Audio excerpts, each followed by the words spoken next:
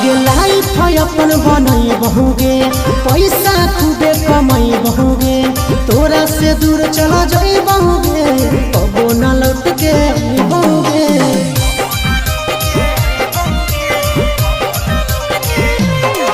आगे लाइफ अपन बनई बहुगे, पैसा खूबे कमाई बहुगे,